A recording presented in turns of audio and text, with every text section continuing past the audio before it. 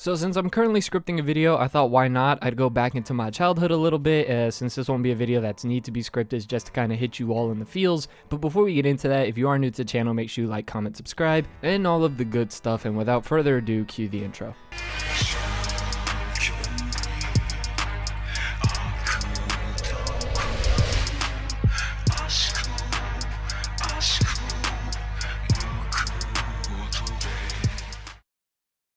Okay, now this one might be really nostalgic, and it might seem a little bit out of place, but it kind of counts as an anime. I count it as an anime. I wasn't really the Yu-Gi-Oh! Or Pokemon kid growing up, although I did do Pokemon, but it was really like, I was like that one kid, and this is gonna sound scummy, but I was that one kid who would be like, hey, you got any doubles you don't want? And then I'd eventually go buy my own collection and start building up from there. But the big thing in my childhood was Beyblade. Anybody else remember, or am I the only one who did Beyblade? I know I'm not, okay? I know I'm not.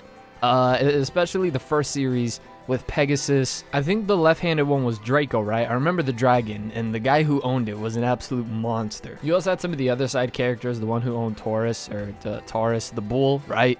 And then Sagittarius I remember well. Now the one that I actually used in real life, and my favorite from what I remember in the anime, was Ares. That was the one that I remember bringing into school. And then all of the other kids started getting Beyblades. And so I was like the cool kid for like a month. And then the Asian kid brought in Ninjago, and I was old news. Like, I specifically remember the girls were like, oh, let's play tag. And then they would try to do things to like annoy us. So we would go play tag with them. And we was just not having it. It was like, nah, y'all belong to the streets. We playing our Beyblade. But more so than actually just the Beyblades, did anyone else actually watch the entire series? I remember how lit those 50, it was like 50 something episodes, right? If I remember correctly, it was like anywhere from 51 to 55, unless I'm tripping. And this might be my childhood nostalgia kicking in, but from what I remember, that series was fire. All of the fights were super hype. When he pulled out Pegasus, you know what was going down. And now that I think about it, weren't the most OP Beyblades in the show like the most garbage ones in real life? That Pegasus Beyblade in real life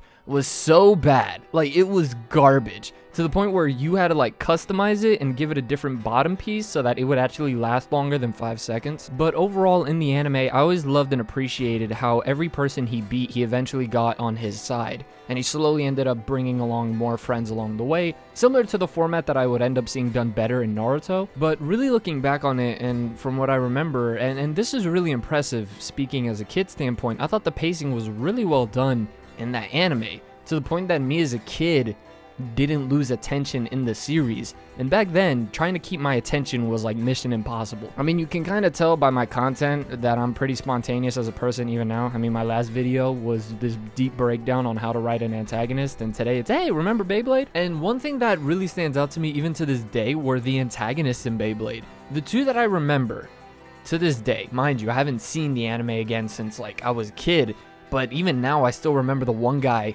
who had the snake Beyblade with like the thick metal surrounding around it, and he was an absolute monster. I think he fought Sagittarius one time, and that fight was absolutely hype.